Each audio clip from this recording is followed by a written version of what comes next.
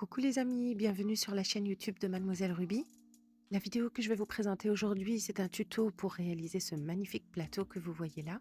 Il est tout en transparence, c'est un rendu super glam. Franchement, il est trop chic. Désolée si la qualité de la vidéo n'est pas au top, mais c'est ma toute première vidéo, du coup, j'espère que vous allez m'encourager.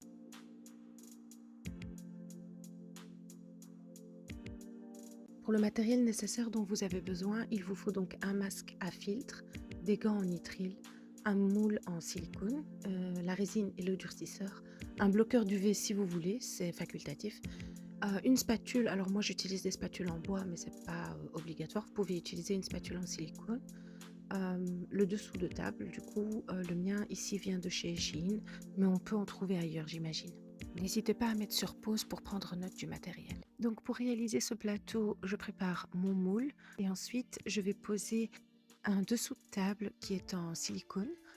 Donc je vais venir l'ajuster sur la taille du plateau comme vous pouvez le voir ici pour pouvoir découper à la forme du plateau vu que le plateau est un petit peu en géode et qu'il n'a pas les bords droits.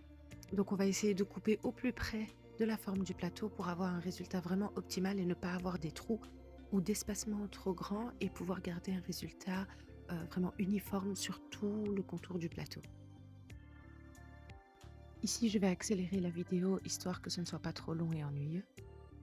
Vous retrouverez dans la barre de description les liens vers tout le matériel que j'utilise, si ça peut vous faciliter les recherches, si vous êtes amateur ou que vous voulez vous lancer dans ce small business-là. Et si jamais vous avez besoin d'autres infos, n'hésitez pas à me le dire en commentaire. Une fois que c'est fait, j'enlève tous les petits bouts qui sont tombés pendant la découpe et je vérifie que mon dessous de table est à la taille de mon moule. Ensuite, je passe au coulage de la résine. Pour commencer, je mets mon masque. C'est très important vu que la résine époxy est un produit toxique. Et ensuite, je mets mes gants. Favorisez des gants en nitrile si vous le pouvez. Si vous utilisez des gants en caoutchouc, n'hésitez pas à en mettre 2 à la fois. Pensez également à bien ventiler la pièce où vous travaillez et ne laissez pas entrer vos enfants ni même les adultes, sans masque du moins. Je fais une dernière petite vérification et je vais couler ma résine. Ici, j'ai déjà préparé ma résine, donc j'ai déjà fait le mélange résine durcisseur. Je rajoute quelques gouttes de bloqueur d'UV. C'est un liquide qui permet de préserver l'éclat de vos créations et éviter à votre résine de jaunir trop vite. Ensuite, on prend le temps de bien mélanger pendant au moins 5 à 8 minutes jusqu'à ce que le liquide soit complètement transparent et qu'il n'y ait plus de brouillard ou de petits filaments qui apparaissent, comme vous pouvez le voir ici. Au moment de couler la résine, on évite d'aller trop vite parce qu'on ne veut pas remplir le moule dès la première fois, vu qu'après il faudra encore rajouter les poignées et du coup refaire une deuxième couche. Donc on évite que le moule soit à ras-bord. Et puis de toute façon, lorsqu'on fait des réalisations avec une incrustation comme ici, on évite de remplir les moules, peu importe si c'est des petits moules de porte-clés ou un grand plateau comme ici. On évite de le remplir du premier coup parce qu'on va avoir nos incrustations qui vont avoir tendance à remonter dans la résine et du coup vous allez avoir une surface avec du relief et vos incrustations qui vont déborder.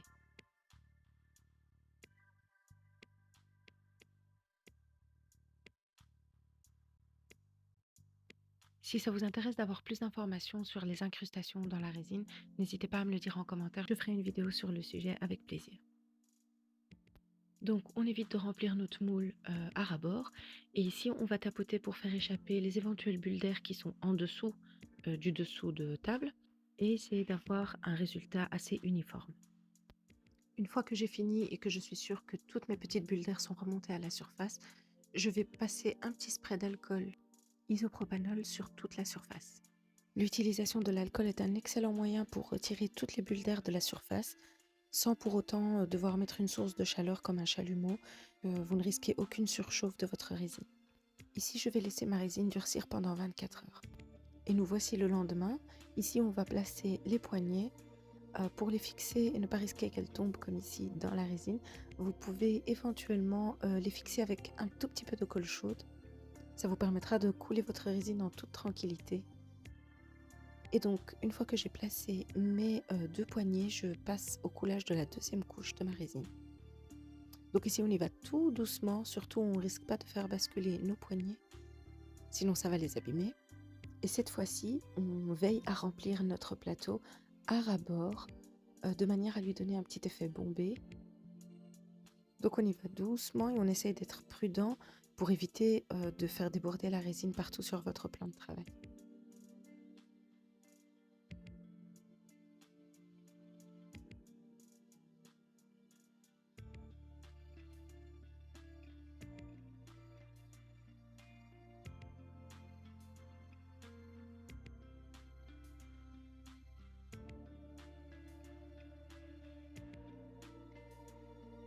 Une fois qu'on a fini de couler, on va prendre notre petite spatule et pousser la résine sur tout le bord, tout le contour du plateau pour éviter qu'il y ait des trous qui se forment.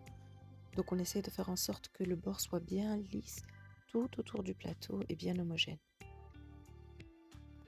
Ensuite j'attends quelques secondes parce que les dernières petites bulles d'air vont encore se former et je passerai encore un dernier petit coup de spray d'alcool. Et ici, on est bon pour laisser le plateau en cure pendant 48 heures. Donc en tout, ça fait 72 heures de cure. On évite de le démouler trop vite, parce que si la résine n'est pas encore totalement sèche, vous allez risquer de laisser des empreintes dessus et ça va pas être joli du tout. Pensez à mettre des gants lorsque vous démoulez vos créations. Ça évitera de laisser justement des empreintes.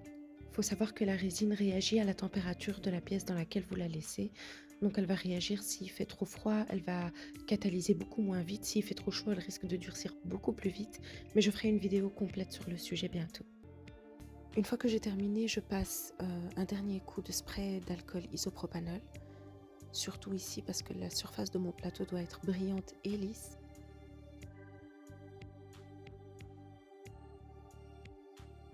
On se retrouve donc 48 heures plus tard. Ici, je mets mes gants et on va passer au démoulage. Alors désolée, j'ai fait le démoulage de ce plateau très tôt le matin. Donc j'avais une lumière assez orangée dans mon atelier.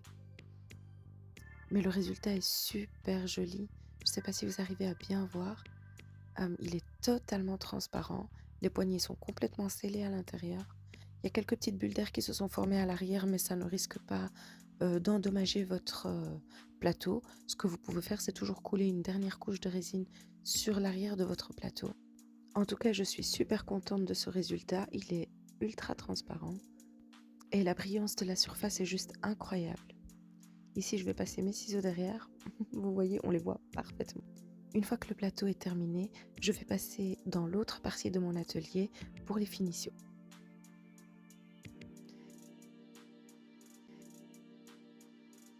Voilà, donc on se retrouve ici. On va commencer le ponçage des bords.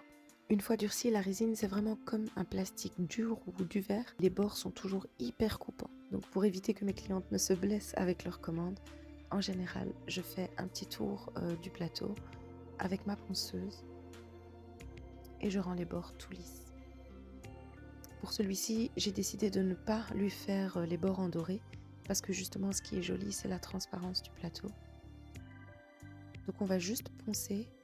On fait bien attention quand on ponce de ne pas glisser avec la ponceuse et donc risquer de griffer la surface, ça m'est déjà arrivé. On passe un petit coup de chiffon pour dépoussiérer et ensuite on va enfin pouvoir passer au shooting photo et vidéo de cette magnifique pièce.